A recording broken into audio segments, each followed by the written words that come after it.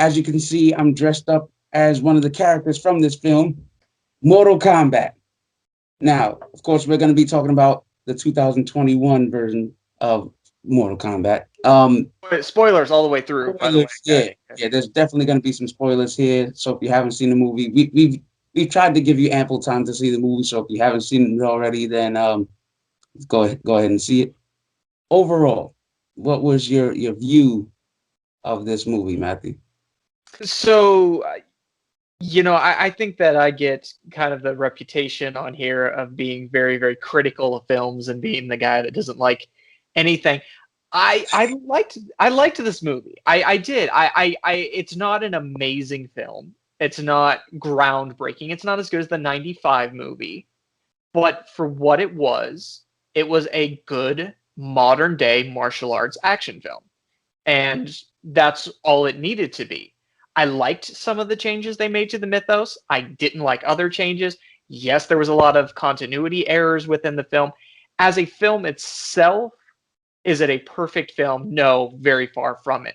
But it's fun, it's enjoyable, and it handles the mythos of Mortal Kombat very well, in my opinion. Ty, what did you think of Mortal Kombat 2021? For me personally, I enjoyed the first 10 minutes of it, and then the moment Cole stepped foot into it and I found out it was Cole, the movie just immediately started going downhill for me. Because I knew right from the get-go, they didn't even have to announce, it was like, oh, this is obviously Scorpion's, like, great-grandson or great whatever the hell he is, you know. But I was hoping that he was going to be playing Liu Kang. And because he looked like he would play Liu Kang, you know what I mean? Like he had the body built, you know. So I was like, oh. But the movie, just for me personally, I kind of relate it to the Resident Evil movies. I relate it to the Monster Hunter movies. If you've never played those games before and you're not a fan of the universe, the story that they tell within those games, then yeah, this movie's perfect for you. But as a fan of the video games and stuff like that, it kind of like just was like, oh well, this is kind of like I didn't like my two biggest problems scenes in the movie that I did not like. I did not like how like Goro was introduced for 5 minutes and then was immediately annihilated by an Asian Black Panther. So, because you know he has that suit that absorbs power, and then you know, just immediately obliterates Goro, and then Liu Kang gets his ass handed to him. Liu Kang is getting his ass handed to him by Cabal. Out of all fighters in the Mortal Kombat universe, Cabal is whooping Liu Kang's ass. And he comes in last minute with his like dragon fist, and by the time like they introduced a lot of the cool fatalities, like what's his name? Damn it, why can't I think of his name? Lao? Kung Lao. His fatality, that shit was dope.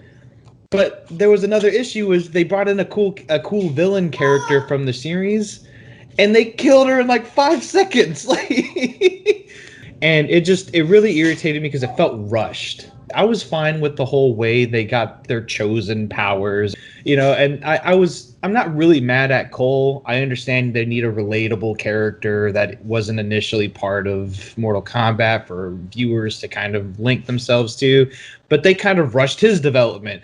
The dude leaves his family like the first 5 minutes of the movie, doesn't tell nobody, goes and trains for people for 2 weeks, and then gets in an epic fight, and then shows up, hey, honey, I'm home, and then Goro pops up. Do you feel like he was used to doing that with the MMA background and going and training and then coming back and Yes, but not for a supernatural reason. like this is a whole different thing. This isn't, hey, honey, I'll be back. I'm going to go training for UFC. This is, honey, I'm going to go try to save the world. Like, knowing that I lose in fights all the time. Like, but hey, you can't shoot her a text while you're on the way. Like, he literally is like just shoot her a text message, something. Raiden don't find his phone. Plus, he doesn't have international text. Can you imagine the price of that? Right. Yeah, true. But regardless, you know, I would have found a way to contact my wife if I was on a journey like that, because my wife would kill me when I got home. So the first 10 minutes of the movie, 15 minutes, somewhere around there, is the backstory to Hanzo Hasashi and Bai Han, aka Scorpion, and Sub-Zero. For me, that is a gorgeous piece of film. Like I can watch that first 15 minutes from the part of the opening to where Raiden takes the baby. Like I can watch that over and over and over and over and over again and not get tired of that. Because that's a gorgeous piece of cinema. For me, Cole was a very unnecessary character. I mean, yes, they're like, oh, well, we need a real person to get us in the story. Well, Johnny Cage could have been that real person to get us into the story. Thank you. There could have been, even if you're like, okay, even Sonya, yeah, Sonya, exactly. Or Jax, white male as the main character, Jax, Sonya. There's a million other Mortal Kombat characters. I did like his story arc. I liked the, I'm not able to defend myself, but then that ends up being his power. I thought that was kind of was a good arc. I wish they would have done more with that. Yeah, but it made sense. Kill my boy Goro in like 5 minutes. Just saying. The whole way that they get their powers in this film is kind of dope. I like that because then it explains it and it's not just weird. I think that was actually one of the strong points of the film because it's kind of hard to give these people these powers without taking it into a Marvel route or something like that. Or, oh, there was gamma radiation and that's why, or they just get their powers when they go into the nether realm. That could have been a different thing, but it made it easier. I don't think that was a rush. I think that is something that needed to be introduced from the get. That way you can kind of, you make it make sense later down the line and you don't have to delve so deep into each individual getting their powers. Now you have something, now it's just like an unlockable. It's like you just got to go there in your mind. And that's a good thing because you have to do the same thing in the game. You have to figure out what buttons you have to press in order to do this power. So it kind of lends back to the video game to me. Kano is in the house with Sonya. He's somebody who killed somebody that she was trying to get the powers from, etc., etc. What did you guys think of Kano? This is going to be one of the best character. He's the one, besides that first 10 minutes of the movie, he was the one that kept me through it. His comedy was fantastic and it was spot on.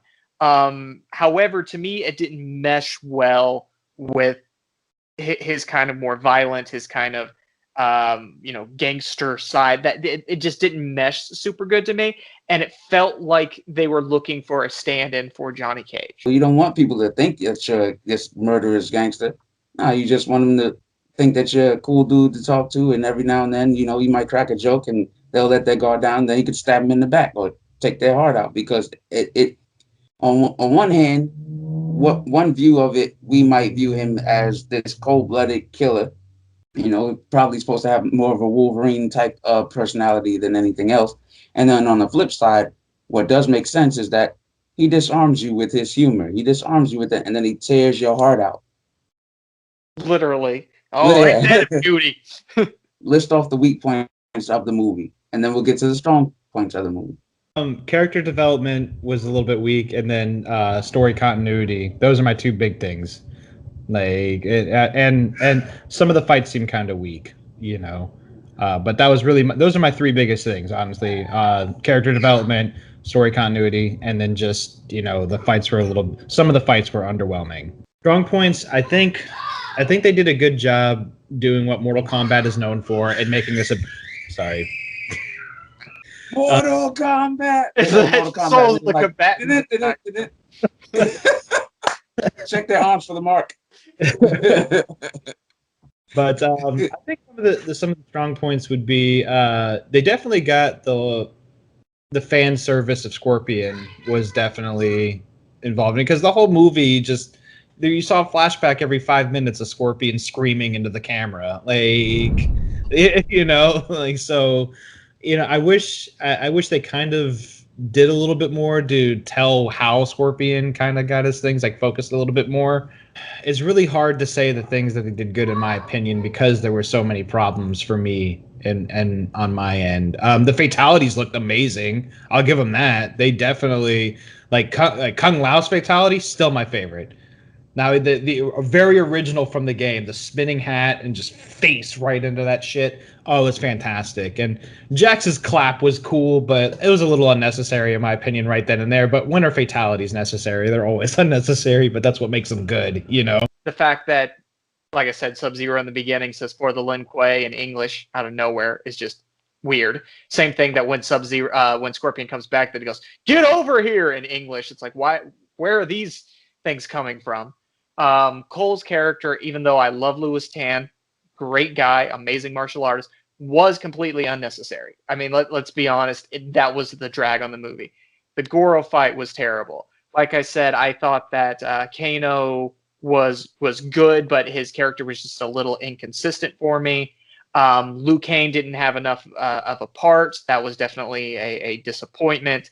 The lack of an actual tournament, but I think the biggest complaint I have about this movie, or at least the biggest one I can think of right now, is that the Scorpion Sub-Zero fight at the end of the movie, Cole was too involved in. Cole needed to just get knocked out of the way, and then it needed to be Scorpion and Sub-Zero, and that be it. Or Scorpion and Cole needed to partner up and kind of have this ancestor new guy partnership. It needed to be either be the two of them 100% together, or Cole needed to be out of the way, and and Scorpion needed to get his honor back. I also have a complaint about Sonya's storyline. I thought that it was really good, but I thought it could have been more of a main focus, her not having the power and being berated for this, and then eventually getting the power. That could have been the main thing in this movie. We didn't need Cole. It could have been about Sonya wanting to be, wanted to be one of the chosen ones. If we're getting into the good things, the fights were good. There was a lot of fan service. I felt, aside from Goro not being treated right and Liu Kang needing more of a main character role, I thought it did the Mortal Kombat mythos well. And again, that first 10 minutes is just an amazing film, and I can watch that as a short film anytime. And then the final fight scene was pretty good, with Scorpion and Sub-Zero and Cole. It was pretty good, but again, Cole needed to be out of there or more involved, one or the other. And then I did like the little sort of post-credit scene, but before the credits thing of Johnny Cage. Oh, I'm going to Hollywood. Mm. Yeah. Starting off with the bad, like you said earlier, Ryko, that guy, the big ball guy, he's played by a former wrestler, Nathan Jones. It just, I don't know. There wasn't enough with that. The guy that plays Shang Tsung, Chi Han, I was left wanting more from the Shang Tsung because of the first movie and the guy that played Shang Tsung in that iteration. What else? Raiden, he played his part. I wouldn't say that it was too good, too bad. He was right there in the middle. And of course, there's Cole, who I understand they have to tell the story through him of the tournament and everything else. However, they could have gone different ways with it, but it helps to introduce new fans. I think anybody that is not previously a fan of Mortal Kombat like that and goes and sees this movie, a lot of those people, and I've talked to a few of them, they weren't Mortal Kombat fans before this movie. They liked it. They really liked it. They were like, wow, I can't wait to see another one of those. It's just those of us who were previously Mortal Kombat fans, we're the ones that are kind of disappointed by certain things.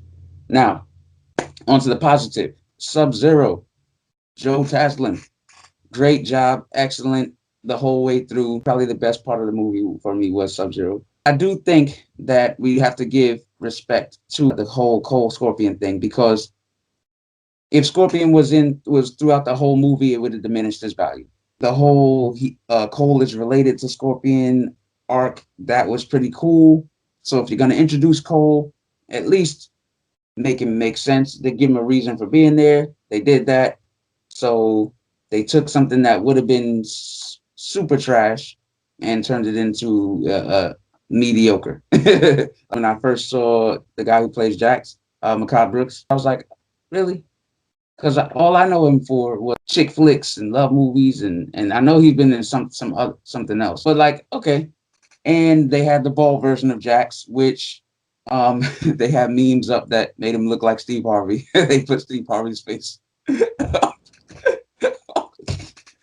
over his. But all in all, he impressed me in the movie with his acting and his ability to play the role of Jax. Kano was a good thing. Hiroyuki Sanada, if I'm saying his name right, the guy who played Scorpion. He wasn't in it very long, but bro, he's Scorpion. I don't care if he is 60 years old. They better cast him to play Scorpion. That guy is Scorpion, man. And the same with Sub-Zero, which sucks that he's dead now. But yeah, those are the good parts in my opinion. Do you feel like it is too late for Jean-Claude Van Damme to play Johnny Cage? Maybe his dad. They would have to make Jean-Claude. They would have to make Johnny Cage like a guy who hasn't done a movie in like 20 years and is trying to make a comeback. And that's why people think that he's not going to be any good. Interesting. Okay. You know, be like, yeah, you were cool when you were younger, but that was the 80s. You know, nobody wants you around anymore. And it'll be easy for him to act because that's true. That's this is accurate. He'd be like, oh, no acting here. This is just right.